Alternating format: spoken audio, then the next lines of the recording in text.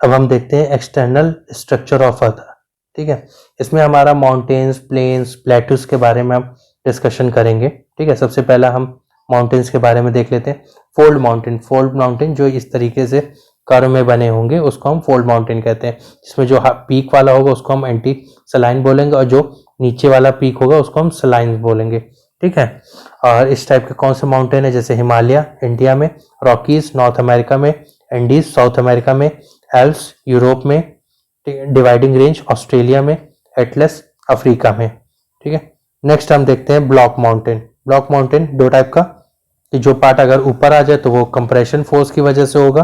ठीक है, और दूसरा वाला टेंशन फोर्स की वजह से एक पार्ट जो है वो नीचे चला जाए तो क्या होगा, ये रिफ्ट वैली की तरह बन जाएगा। ठीक है, ऊपर वाले को जो होगा हम उसको हुस्ट बोलेंगे और जो नीचे वाले पार्ट को क्या बोलेंगे, रिफ्ट वैली या फिर गैरबन बोलेंगे। ठीक है, तो इस टाइप से जो एग्जाम्पल है वो है सबसे पहला विंध्या एंड सतपुरा जो कि इंडिया में, साल्ट रेंज पाकिस्तान में, वॉसगस रेंज फ्रांस में, ब्लैक फॉरेस्ट जर्मनी में। ठीक है, कैस्केड रेंज और सेरेनेवाडा रेंज दोनों नॉर्थ अमेरिका में, और जो लॉन्गेस्ट रिफ्ट वैली है पूरे वर्ल्ड की वह हमारी ईस्ट अफ्रीकन रिफ्ट वैली जो कि अफ्रीकन कॉन्टिनेंट में है। ठीक है, नेक्स्ट हमारा है डोम माउंटेन। डोम माउंटेन क्या है कि अगर एक सर्टेन सेक्शन में मैग्मा उससे पुश करा तो उस वाले एरिया का क्या होगा कि जो वो अब ऊपर साइड पे पुश हो जाएगा, वो अपलिफ्टेड दिखेगा। ठीक है, तो राजस्थान में इस टाइप का हमें स्ट्रक्चर देखने को मिलता है जनरली। ठीक है, नेक्स्ट हमारा है वोल्केनिक माउंटेन। ठीक है, वोल्केनो के फटने की वजह से क्या है, लावा आएगा वो और उस एरिया को ऊंचा कर देगा। ठीक है, तो उसको हम वोल्केनिक माउंटेन बोलेंगे। ठीक है, जैसे माउंट फूजियामा जापान में, माउंट रानियर यूएसए में, माउंट स्ट्रॉम्बोली इटली में जो कि मोस्ट एक्टिव वोल्केनो है। ठीक है, तो मोस्ट एक्टिव वोल्केनो आ जाए तो वो माउंट स्ट्रॉम्बोली मार्क करिएगा। माउंट एटना इटली में, माउंट वेसुवियस इटली में, माउंट कोटोपैक्सी इक्वाडोर में जो कि साउथ अमेरिका में, ओजेस डेल सैडो साउथ अमेरिका में। ठीक है, ये हाईएस्ट वोल्केनिक माउंटेन है जो कि चिली में है। माउंट किलिमंजारो अफ्रीका में, तंजानिया में। ठीक है, माउंट केनिया में है। माउंट काराकोटो इंडोनेशिया में, माउंट मेयॉन फिलीपींस में। ठीक है, अब नेक्स्ट है हमारा रेसिडुअल माउंटेन। ठीक है, जो माउंटेन पहले थे वो घिस के अब छोटे हो गए तो उन्हीं को ही हम ओल्ड फोल्ड माउंटेन बोलते हैं। तो ऐसे तीन है। ठीक है, जैसे पहला अरावली इंडिया में है, स्कैंडिनेवियन माउंटेन यूरोप में, एपलेचियन माउंटेन नॉर्थ अमेरिका में। प्लेट्यूज क्या होते हैं, प्लेट्यूज जो कि एलिवेटेड अपलैंड होते हैं ना, मतलब नॉर्मल जो हमारा रेंज जैसे रेंज है तो उससे ऊंचा। ठीक है, उसको हम प्लेट्यू बोलते हैं। ठीक, तो प्लेट्यू के भी अगर हम टाइप्स देखें तो पहला टेक्टोनिक प्लेट्यू। टेक्टोनिक का मतलब वही है जब एक जो सर्टेन एरिया है वो उससे ऊंचा हो जाए। ठीक है, और उसको हम टेक्टोनिक प्लेट्यू कहते हैं। फिर नेक्स्ट है हमारा दूसरा है हमारा इंटरमॉन्ट प्लेट्यू जो कि दो माउंटेन्स के बीच में जो पार्ट है वो अगर अपलिफ्ट हो जाए तो उसको हम इंटरमॉन्ट प्लेट्यू कहते हैं। जैसे कि Tibetan plateau, Bolivian plateau, Iranian plateau, Mongolian plateau. ठीक है, नेक्स्ट हमारा है पिडमॉन्ट प्लेट्यू। पिडमॉन्ट में ऐसा रहेगा कि सबसे इधर माउंटेन, फिर प्लेट्यू और इधर वाटर बॉडी। ठीक है, तो ऐसा हमारा जो है इंडिया में डेक्कन प्लेट्यू। ठीक है, जैसे हमारे हिमालयन रेंज हो गई। ठीक, फिर हमारा प्लेट्यू रीजन जो कि डेक्कन प्लेट्यू, फिर वाटर है हमारा इंडियन ओशन। ठीक, नेक्स्ट हमारा वोल्केनिक प्लेट्यू। जब हमारा वोल्केनो फटता है तो चारों तरफ लावा फ्लो हो रहा है तो उसकी वजह से क्या है कि जो एरिया है वो ऊंचा हो जाएगा। ठीक है, तो हम उसको वोल्केनिक प्लेट्यू बोलेंगे। तो ऐसा कहाँ एग्जांपल में है, एंथरिम प्लेट्यू जो कि नॉर्दर्न आइलैंड में है, Columbia Snake plateau North America में, डेक्कन लावा प्लेट्यू इंडिया में, साइबेरियन प्लेट्यू रशिया में। ठीक है, नेक्स्ट आगे हम देखते हैं प्लेन्स के बारे में बात करते हैं। प्लेन्स का मतलब लो लाइन एरिया। ठीक है, और ये बेस्ट लैंड होता है कंट्री का जहां पर आप एग्रीकल्चर वगैरह कर सकते हो और हाईली पॉपुलेटेड भी होता है। इसमें भी तीन पार्ट के होते हैं। एक होता है स्ट्रक्चरल प्लेन। ठीक है, जो कि नॉर्मली जो हमारा नॉर्मली बनते हैं। ठीक है, इसमें कोई अलग से फीचर्स वगैरह नहीं है। फिर हमारा डिपोजिशनल प्लेन। डिपोजिशन का मतलब कि मटेरियल क्या है एक जगह पर आकर के डिपॉजिट हो रहा है तो उसके बाद प्लेन बनता है। ठीक है, डिपॉजिट में भी तीन टाइप के हैं। जैसे पहला अलुवियल प्लेन, दूसरा ल्योस प्लेन, तीसरा आउटवॉश प्लेन और फोर्थ है कोस्टल प्लेन। ठीक है, अलुवियल प्लेन का मतलब ये है कि जब सेडिमेंट्स रिवर डिपॉजिट करती है करके तो वो अलुवियल प्लेन बनाती है। ल्योस प्लेन वो है जब सेडिमेंट हवा के द्वारा इस आती है, इकट्ठा होती है, तो उसे हम ल्योस प्लेन बोलते हैं। Outwash plain, till plain, drift plain. ठीक है, जब ग्लेशियर मेल्ट करता है अपने साथ सेडिमेंट्स लाता है तो वो बनाता है आउटवॉश प्लेन, टिल प्लेन या फिर ड्रिफ्ट प्लेन। कोस्टल प्लेन वो होता है जो कि जब सी वेव्स लेकर के आती है सेडिमेंट्स को तो उससे जो प्लेन बनता है वो बनता है कोस्टल प्लेन। ठीक है, नेक्स्ट है हमारा इरोजनल प्लेन। ठीक है, जब कहीं पे जैसे सेडिमेंट्स डिपॉजिट है ऑलरेडी बट रिवर, विंड, इनकी मदद से जो मटेरियल एक जगह से दूसरी जगह फ्लो हो रहा है तो उसको हम इरोजनल प्लेन बोलेंगे। ठीक है, नेक्स्ट है हमारा पेनी प्लेन और पेडी प्लेन। ठीक है, इरोजन की कैटेगरी में पेनी प्लेन जब हमारा एकदम वो नॉर्मल रहेगा इरोजनल एक्टिविटीज उसको हम पेनी प्लेन बोलेंगे। जब इंसलबर्ग मतलब उठा हुआ पोर्शन अगर ऐसे बनता है तो इसको हम पेडी प्लेन बोलते हैं। ठीक है, अब बात करते हैं जो फोर्सेस एक्ट कर रहे हैं। अभी हमने जैसे पढ़ा था इंडोजेनिक और एक्सोजेनिक, अब हम इंडोजेनिक पढ़ रहे हैं जो अर्थ के अंदर है की वजह से जो अर्थ का क्या कहते हैं शेप है वो बदल रहा है। तो एक है हमारा अर्थक्वेक, दूसरा है वेलकैनो। अर्थक्वेक का मतलब क्या है, जो वाइब्रेशन प्रोड्यूस हो रहे हैं अर्थ सरफेस में उसी को ही हम अर्थक्वेक बोलते हैं। वो इसलिए होता है क्योंकि जब हमारी एनर्जी है अर्थ के अंदर, ठीक है, वो जब सडन रिलीज होती है ना उसी को ही हम अर्थक्वेक बोलते हैं। ठीक है, अब रीजन क्या है, देखिए जब टेक्टोनिक प्लेट मूव कर रही है, वोल्केनो अचानक से फट गया, कोई मीटियोर एस्ट्रॉइड धरती पे गिर गया आकर के। ठीक है, और ह्यूमन फैक्टर में जैसे माइनिंग कर रहे हैं आप, डैम्स बना रहे हैं, न्यूक्लियर एक्सप्लोजन कर रहे हैं, तो इन सब रीजंस की वजह से अर्थक्वेक होने के चांसेस होते हैं।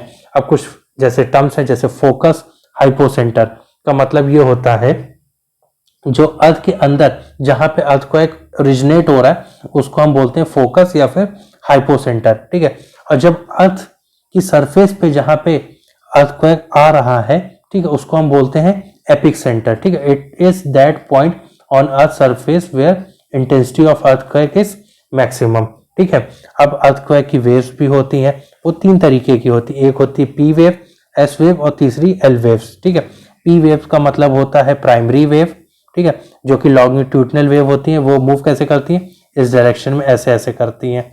ठीक है, और ये ट्रेवल कर सकती हैं सॉलिड में और लिक्विड में, गैस में, तीनों में। ठीक है, अब जो हमारी सेकेंड वेव है जो कि सेकेंडरी वेव्स है, एस वेव्स भी कहते हैं, ये ट्रांसवर्स वेव है। इनका जो मूवमेंट होता है वो इस तरीके से होता है, ये ट्रांसवर्स तरीके से मूव करती हैं। ठीक है, और ये सॉलिड मीडियम में ही फ्लो हो सकती है, लिक्विड और गैस में ये फ्लो नहीं होती है। तो ये बेसिक डिफरेंस है, ये पता होना चाहिए। लॉन्ग वेव्स, ठीक है, ये जो सरफेस है हमारा अर्थ का वहां पे ये ट्रेवल करती हैं। ठीक है, तो इसका मतलब क्या है, अगर हम इस डायग्राम के थ्रू देखें तो ये हमारा कोर, अगर यहाँ पे हमारा जनरेट होता है अर्थक्वेक, ठीक है, तो पी वेव्स तो ये सारे जगह पे ऐसे ट्रेवल करेंगे। ठीक है, लेकिन जो एस वेव है ना वो कोर से ट्रेवल नहीं कर सकती क्योंकि कोर का एक जो पार्ट है जो हमारा आउटर कोर है वो लिक्विड है। तो लिक्विड होने की वजह से क्या है, वहां पे एस वेव नहीं फ्लो हो पाती है। तो इससे दो कंक्लूजन निकलते हैं। ठीक है, एक तो फ्लो ना होने की वजह से ये हमें पता चलता है कि जो कोर है वो लिक्विड पार्ट है, तो यहाँ पे एक ये भी थ्योरी प्रूव होती है अर्थक्वेक की मदद से। ठीक है, और यहाँ पे इस वाले जो पोर्शन में क्या है, कोई भी एस वेव नहीं आएगी। ठीक है, और ये जो वेव्स मूव कर रही हैं वो इसलिए हो रही हैं क्योंकि रिफ्लेक्शन और रिफ्रैक्शन के फिनोमिना की मदद से। ठीक है, जो वेव्स का जो मूवमेंट है इधर उधर वो इसी वजह से। ठीक है, आगे हम देखते हैं, बिहेवियर देखते हैं। जो PSL वेव्स हैं वो एपिक सेंटर के चारों तरफ दिखती हैं। ठीक है, और जो वेव्स सफर करती हैं रिफ्लेक्शन और रिफ्रैक्शन जब भी वो ट्रेवल करती हैं एक मीडियम से दूसरे मीडियम पे। ठीक है, और नेक्स्ट जो P और S वेव है वो रिकॉर्ड की जाती है along the surface up to the distance of 11,000 kilometre from the epic centre. अगर इस पॉइंट पर अर्थक्वेक जनरेट हो रहा है तो इससे टोटल 11,000 किलोमीटर तक, ठीक है, वेव्स रिकॉर्ड की जाती हैं। ठीक है, नेक्स्ट आगे हम देखते हैं। हाँ, एक इंपॉर्टेंट पॉइंट ये है कि जो एस वेव्स हैं ठीक है, वो कोर में तो रीच ही नहीं कर पाती है।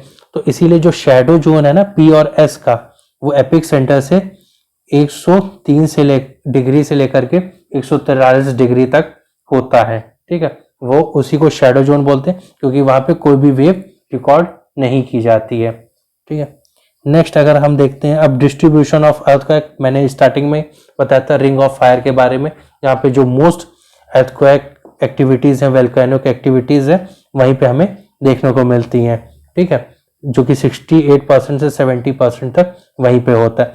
बाकी जो रीजन है, अब जैसे जो माउंटेन वाला रीजन है वहां पे भी अर्थक्वेक आते हैं और फिर बाकी जगह काफी कम हो जाते हैं। ठीक है, कुछ फॉल्ट हैं जिसको पता होना चाहिए कि कहाँ पर है। सैन एंड्रियास फॉल्ट कैलिफोर्निया में, अंतोलिया फॉल्ट टर्की में, देनाली फॉल्ट अलास्का में, अफ्रीकन रिफ्ट वैली ये अफ्रीका में ही है। ठीक है, नेक्स्ट हम देखते हैं इंडिया में।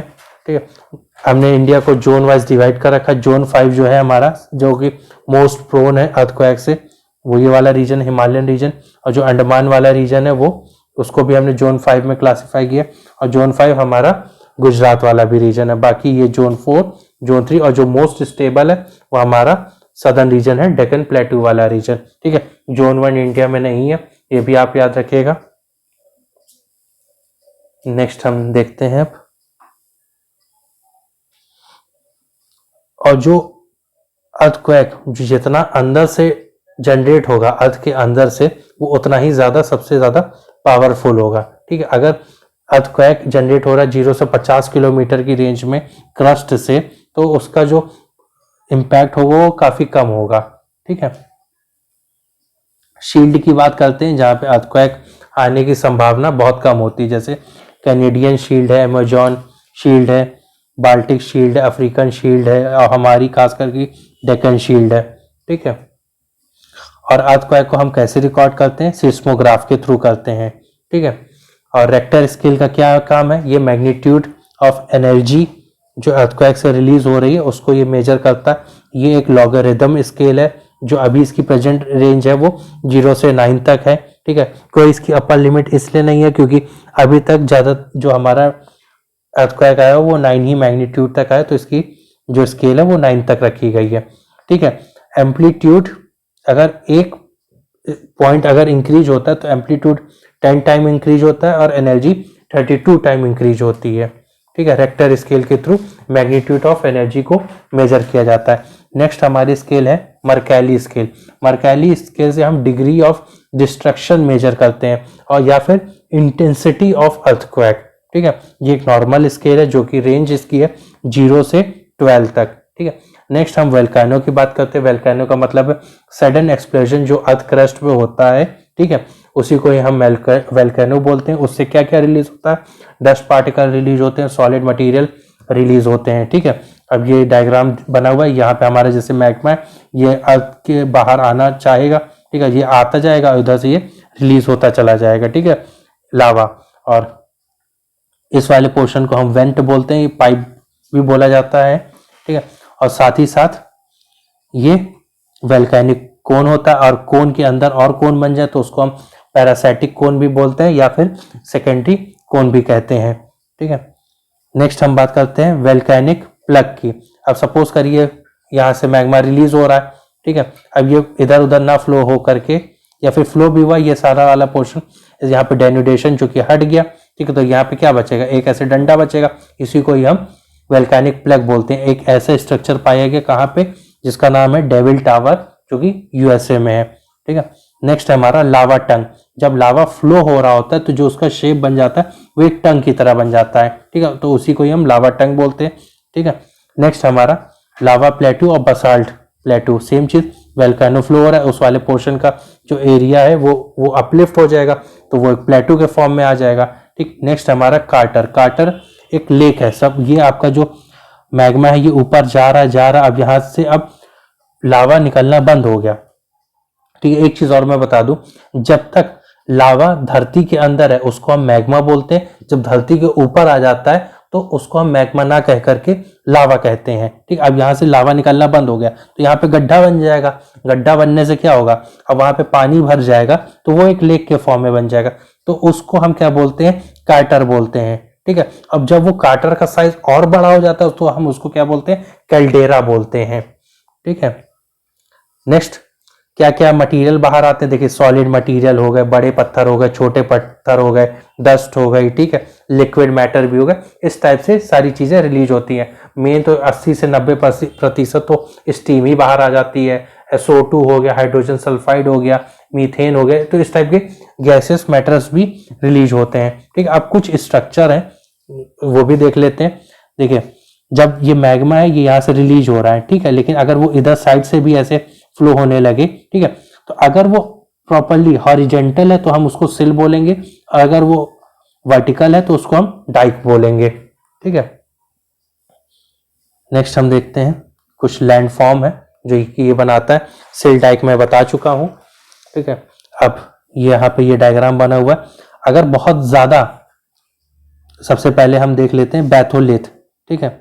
बैथोलिथ का मतलब अगर बहुत ज्यादा इग्निशियस रॉक है, ठीक है, ऐसे उठी हुई, ठीक है, तो हम उसको बैथोलिथ बोलते हैं, ठीक। लैकोलिथ ये एक लार्ज डोम होता है बट बैथोलिथ से छोटा होता है, ठीक है, तो हम इसको लैकोलिथ बोलते हैं, ठीक है। यहाँ पे बना हुआ लैपोलिथ क्या होता है, ये सॉसर शेप होता है, ये उल्टा कटोरी के टाइप का, तो हम इसको लैपोलिथ बोलते हैं। और जो छोटे छोटे क्रेसेंट शेप बनते हैं उसको हम पैकोलिथ बोलते हैं, ठीक है। ये कुछ स्ट्रक्चर है, ये आप डायग्राम के थ्रू याद करने की कोशिश करिए, ठीक है। स्प्रिंग क्या होता है, स्प्रिंग का मतलब है ये हॉट स्प्रिंग, जब गरम गरम पानी अर्थ के अंदर से निकलने लगता है और कोई एक्सप्लोजन नहीं होता है, ठीक है, तो हम उसको हॉट स्प्रिंग बोलते हैं। और गीजर क्या होता है, जब एक्सप्लोजन हो जाए, ठीक है, वो भी गर्म पानी निकल रहा है तो हम उसको क्या बोलेंगे, गीजर बोलेंगे, ठीक है। अब लावा भी देख लेते हैं किस टाइप से निकलता है। एक होता है हमारा एसिडिक लावा, दूसरा होता है हमारा बेसिक लावा। एसिडिक लावा सिलिका कंटेंट ज्यादा होता है, लाइट कलर का होता है और विस्कोसिटी ज्यादा होती है, ठीक है। बेसिक लावा जो कि हमारा आयरन कंटेंट ज्यादा होता है, डार्क कलर होता है, लो विस्कोसिटी होती है, ठीक है। और जब ये सॉलिडिफाई हो जाता है तो वो बसाल्टिक रॉक में कन्वर्ट हो जाता है, ठीक है। जब एसिडिक लावा कन्वर्ट हो जाता है सॉलिडिफिकेशन के थ्रू तो क्या बनाता है, ग्रेनाइट रॉक बनाता है, ठीक है। अब एक्टिव वोल्केनो का मतलब ये है कि भाई जो फटते रहते हैं, जैसे जो सबसे ज्यादा फटने वाला माउंट वोल्केनो है वो उसका नाम है माउंट स्ट्रोम्बोली, जो कि इटली में, इसी को ही lighthouse of the Mediterranean sea भी बोलते हैं। इंडिया में वोल्केनो है, यस है, जैसे कि बैरन आइलैंड जो कि अंडमान में, बट ये इतनी जल्दी नहीं फटता है, ठीक है। फिर होते डॉर्मेंट फ्लैट वोल्केनो, ये कभी कभार फट सकते हैं, ठीक है, जैसे माउंट काराकाटो जो कि इंडोनेशिया में, माउंट वेसेवस इटली में, नारकोंडम आइलैंड जो कि इंडिया में है, ठीक है। डेड वोल्केनो जो कि फट चुके हैं, अब काफी सालों से नहीं फटे, जैसे 10,000 साल हो गए अभी तक नहीं फटे, ठीक है। कंपोजिट कोन का मतलब होता है कि जैसे लावा जो है वो निकलता जा रहा है तो वो लेयर बाय लेयर उसमें ऐड होती जा रही है, ठीक है। जैसे ये है, ये फ्लो हुआ, फिर ये लेयर बन गई, ये लेयर ऐसे बनती चली गई, ठीक है, ये ऊंचा होता गया, तो ये क्या है, ये कंपोजिट कोन बना देगा एक टाइप से, ठीक है। अब कुछ मूवमेंट है अर्थ के अंदर तो वो हम देख लेते हैं। जैसे हमने बात कर ही लिया, इंडोजेनिक जो कि अर्थ के अंदर है, एक्सोजेनिक जो कि बाहर है। अब इसमें भी सडन में अर्थक्वेक है, वोल्केनो है, और डायस्ट्रोपिक में वर्टिकल मूवमेंट होता है और हॉरिजेंटल मूवमेंट होता है। और वर्टिकल में भी क्या, अपवर्ड मूवमेंट, ठीक है, और डाउनवर्ड मूवमेंट। टेंशनल फोर्स में बात करें, जैसे क्रैक आ गया प्लेट में, फॉल्ट हो गया, ठीक है। बेंडिंग की बात कर ले तो जब प्लेट हो गई, बेंड हो गई, ठीक है। तो एक टाइप से जो अर्थ पे हमारे चेंजेस हो रहे हैं उसके शेप एंड साइज पे, उसके बारे में बात किया जा रहा था, ठीक है। अब ये सारी चीजें हमने पढ़ ली हैं, आगे देखते हैं। यहाँ पे फॉल्ट हमने बात कर ही लिया था, दो प्लेट आपस में टकरा रही हैं, ठीक है, तो क्या होगा, या तो पार्ट ऊपर चला जाएगा कुछ, या फिर नीचे चला जाएगा, ठीक है। वहां से ब्लॉक माउंटेन भी बन सकता है और रिफ्ट वैली भी बन सकती है, ठीक है। एक्सोजेनेटिक फोर्स में देख लें तो हमारा देखिए, डेनुडेशन का मतलब होता है लेवलिंग ऑफ अर्थ सरफेस। जैसे अगर ये पार्ट नॉर्मल जा रहा है, थोड़ा सा पार्ट उड़ गया तो डेनुडेशन क्या करेगा, इस पार्ट को ऐसे हटा देगा। कैसे हटेगा, अब रिवर वाटर का फोर्स है, ठीक है, और क्या कहते हैं आपका एयर का फोर्स है, तो ये इसको लेवल कर देगा। तो डेनुडेशन का मतलब यही है। उसमें वेदरिंग का मतलब ये होता है जब रॉक्स ब्रेक होने लगती हैं किस कारण, टेम्परेचर जब चेंज हो रहा है ना तो उसकी वजह से रॉक ब्रेक हो जाती है, तो उस वाले फिनोमेना को कहते हैं वेदरिंग। इरोजन का मतलब होता है ब्रेक तो हो ही रही है लेकिन अब वो ट्रांसपोर्ट भी हो रही है। अब वो जो सेडिमेंट है वो कैसे ट्रांसपोर्ट हो सकते हैं, हवा की मदद से, पानी की मदद से, सी वेव्स की मदद से, ग्लेशियर पिघल रहे हैं एक जगह से दूसरी जगह, सारा मटेरियल लेके जा रहे हैं, उसको हम इरोजन कहते हैं। ट्रांसपोर्टेशन का मतलब होता है जब हैवी फ्लो होने लगे, ठीक है, जैसे आपका लैंडस्लाइड हो गया, रॉकफॉल हो गया, उसको हम ट्रांसपोर्टेशन कहते हैं। डिपोजिशन क्या है, अब जब ये एक जगह सब टूट रहा है तो ये कहीं ना कहीं जाके डिपॉजिट होगा ना, तो उस जगह को क्या बोलेंगे हम, डिपोजिशन बोलेंगे, ठीक है। अब वेदरिंग की बात करें, अब रॉक्स ब्रेक हो रही है, टेम्परेचर चेंज होने की वजह से क्या है, उसके अंदर जो पार्टिकल्स एक दूसरे को होल्डिंग कैपेसिटी वो चेंज हो जाएगी, ठीक है। अब उसमें भी देखें तो फिजिकल वेदरिंग, कभी हीटिंग हो रही है कभी कूलिंग हो रही है, तो जो एक्सपेंशन हो जाता है ना रॉक के अंदर उसकी वजह से भी टूट जाती है, ठीक है। फिर आपका क्या है, कभी भीग रहा है पानी की वजह से, कभी सूख रहा है, तो उसकी वजह से भी रॉक में चेंजेस आ जाते हैं। फिर जैसे बर्फ आई, जम गई, ठीक है, फिर हट गई, फिर जम गई, तो इस तरीके से जो रॉक है ना वो ब्रेक होना शुरू कर देती है। फिर बायोटिक फैक्टर्स भी हैं, जैसे जो कीड़े मकोड़े होते हैं तो उनका भी जो केमिकल निकलता है उसकी वजह से भी जो रॉक में ब्रेक होने लगते हैं। बाकी केमिकल वेदरिंग भी है, जैसे सॉल्यूशन ऑक्सीडेशन, ठीक है। तो इनकी मदद से मेन क्या है, वेदरिंग का मतलब जब रॉक कैसे भी करके ब्रेक होने लगे तो उस प्रोसेस को हम बोलते हैं वेदरिंग, ठीक है। ये सारा चीज हमने समझ लिया। अब सबसे फिजिकल, केमिकल, इरोजन, ये सब चीजें हमने देख लिया, ठीक है। अब ट्रांसपोर्टेशन में सॉइल क्रीप का मतलब क्या होता है, जब स्लो ग्रेजुअली जो क्या है सॉइल एक जगह से दूसरी जगह मूव कर रही है उसको हम सॉइल क्रीप कहेंगे, ठीक है। अब सॉइल फ्लो क्या है, अब वो कंटिन्यूअस प्रोसेस है, अब वो फ्लो होता चला जा रहा है, ठीक है, सॉइल, तो हम उसको सॉइल फ्लो बोले। और बहुत ज्यादा अगर आपकी सॉइल एक साथ नीचे आ जाती है तो वो लैंडस्लाइड हो गई। और रॉकफॉल का मतलब जब जो ह्यूज पीस ऑफ रॉक है वो अचानक से गिर जाए, ठीक है, तो उसको हम रॉकफॉल बोलेंगे।